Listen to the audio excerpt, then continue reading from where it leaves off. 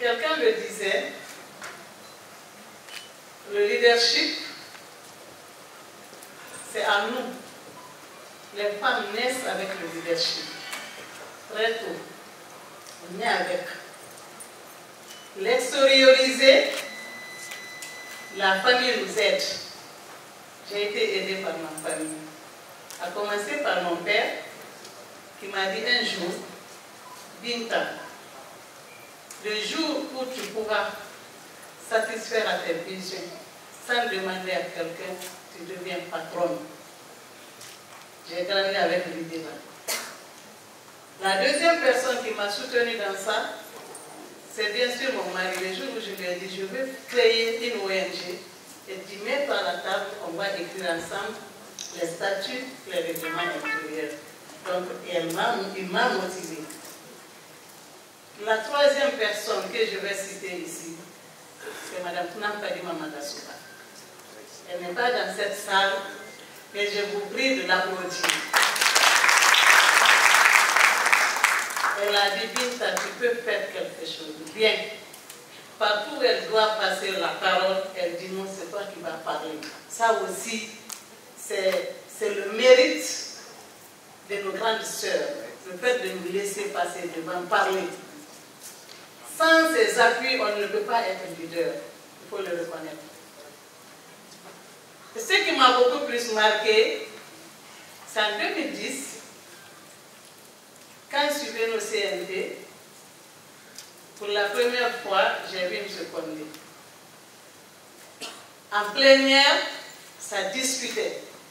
J'ai tenu mot picus qu'on inscrit au niveau du préambule la charte, le protocole additionnel à la charte africaine relatif aux droits des femmes.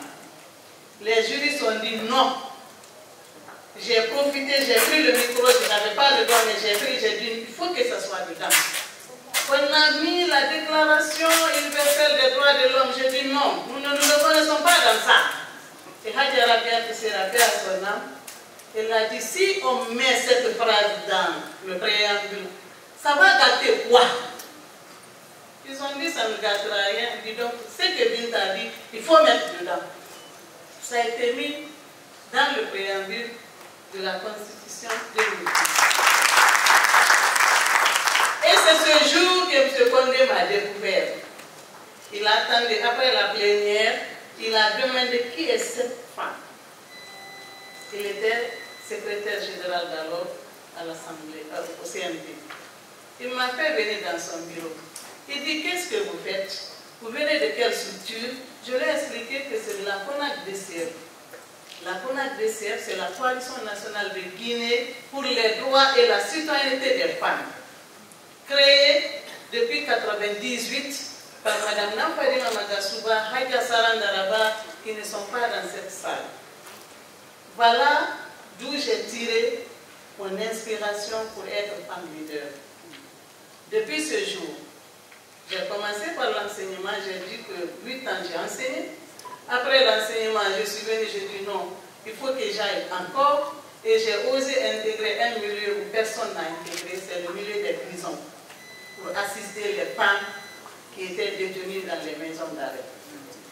Et à cette rencontre avec M. Gouressi, il m'a dit, tu peux, mais je te conseille d'exceller dans le domaine du genre et de la lutte contre les violences basées sur le genre. Donc j'ai abandonné tout, je me suis lancée dans ça. Ça m'a donné l'occasion de faire un voyage avec M. Gouressi Condé au Burkina Faso. Et je crois que c'est là où l'idée de créer Crisis Group que nous célébrons aujourd'hui, l'initiative a été fondée. Depuis ce jour, c'est la paix, c'est la paix, c'est la paix. Et cette organisation nous a accompagnés pour la première fois dans les prisons. Nous avons acheté des vivres, des kits sanitaires pour les femmes en prison. Et ça nous a aidés à avoir l'autorisation d'accès à tous les centres de détention de la Guinée pour évaluer les conditions de détention des femmes et des mineurs détenus dans les prisons. Et aujourd'hui, ça fait de moi, non seulement en Guinée, mais dans la sous-région, une référence par rapport à cette question. Merci d'applaudir cela, s'il vous plaît. Ça, je vous dis, si on le veut, on le peut. Si on a des personnes autour de nous pour nous accompagner, on le peut. L'argent, c'est une chose, mais il faudrait que nous ayons des personnes qui nous disent, vas-y, tu peux le faire, continue, continue, continue. Et quand on a ça derrière nous, on peut le faire. Donc voilà ce que je voulais partager avec vous. Et vous dire aussi que je suis toute heureuse de vous annoncer qu'à partir de maintenant, peut-être beaucoup n'ont pas suivi, ce combat de la CONAC-DCR, la Coalition nationale de Guinée pour les droits et la citoyenneté des femmes, a mené un combat pour qu'on ait un Conseil national des femmes de Guinée. Et aujourd'hui, cela est une réalité. Donc, elles sont dans cette salle, la vice-présidente du Conseil national et tous ses membres, les femmes du Conseil régional. Je vous prie de vous lever pour qu'on vous applaudisse. Parce que... Bravo, bravo. Donc, nous disons merci aux autorités actuelles et précisément au président de la République qui a cru en nous depuis 21 ans, depuis 2001. Non, depuis 2001, on se battait pour que ce conseil-là soit mis en place. C'est cette fois-ci, il nous a écoutés, il a cru en nous et il a mandaté le ministère de la Promotion féminine d'œuvrer pour que le Conseil national des femmes soit mis en place. Et aujourd'hui, nous sommes obligés de dire que nous existons, le Conseil existe et le Conseil est à la disposition de toutes les femmes et des hommes de la Guinée. Parce que les hommes sont nos partenaires de tous les temps, depuis nos papas, en passant par nos maris, nos collaborateurs et nos enfants aussi. Merci Francisco. Tu as fait quelque chose pour moi. C'est lui qu'il faut remercier. Tu as fait quelque chose pour moi, peut-être c'est le Dieu de le dire. C'est pas l'autre. Tu ne le savais pas. Mais il faut que je le dise parce que c'est aussi quelqu'un qui accompagne les femmes partout où on l'a appelé. C'est le Dieu de le dire. Parce qu'il est une forchie. Thank you. Merci beaucoup et merci de votre attention. Avec plaisir. Hein? Ton poste actuel. Je suis, bon, tout ce combat-là a fait que, souvent aux Nations Unies, quand pour la première fois, Nam Fadima devait intervenir, il dit c'est toi qui vas parler, j'ai tremblé. Il dit oui, tu vas parler. Aux Nations Unies, j'ai parlé. À Genève, j'ai parlé. Donc depuis ça, je parle partout. Dans les universités, même. Et à chaque fois, j'ai dénoncé pour dire attention, on n'a pas les données. Les données, chaque fois je dis, les données sur les VBJ, les données sur les gens, on n'a pas ça. Souvent, on élaborait les rapports alternatifs qu'on présentait avant que le gouvernement ne passe. Alors, quand Mme Nanette, je la remercie aussi.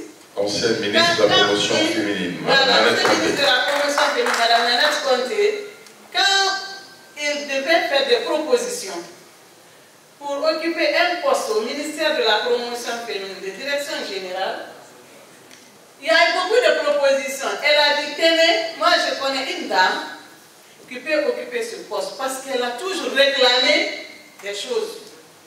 Et ce poste, c'est l'Observatoire national de la protection sociale et des violences basées sur le genre.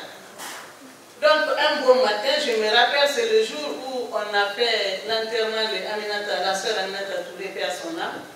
On m'a appelé à 11h pour me dire, par son chef de cabinet, pour me dire, Madame Nabi, Madame Nenat demande si vous êtes intéressée au poste de l'Observatoire. J'ai dit, c'est quoi l'Observatoire? Parce que j'étais plus dans les ONG. Ils m'ont expliqué, j'ai dit, je vous reviens. Il y avait un frère à côté, je lui ai dit, il m'accepte. Le soir, le décret est sorti. On ne m'a pas demandé ni CV, ni interrogation, rien. C'est parce que cette personne m'a vu à l'œuvre et il sait que je peux le faire. Et par la grâce de Dieu, je tiens bien cette direction aujourd'hui. Et ce qui est en train d'être fait, on a notre site. Il va y avoir un système statistique sur la protection sociale des violences basées sur le genre. beaucoup de choses se font, mais on n'a pas de données sur ces questions de genre. Et désormais, à partir du premier trimestre 2026, sur les sites, vous allez commencer à voir le nombre de femmes violées, le nombre de petites filles violées, le nombre de femmes assassinées, et puis la protection sociale. Qu'est-ce qui est fait? Qu'est-ce qui n'est pas fait? Quelle est la couverture sociale non contributive pour les personnes handicapées, pour les personnes vulnérables, les personnes âgées, qui sont laissées pour compte?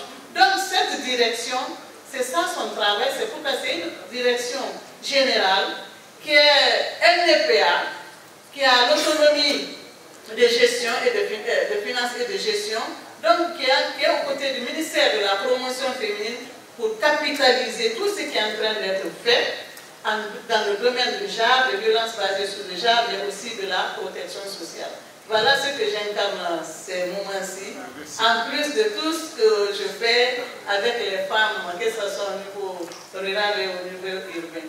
Merci beaucoup. Vous êtes la définition et l'incarnation d'une femme leader.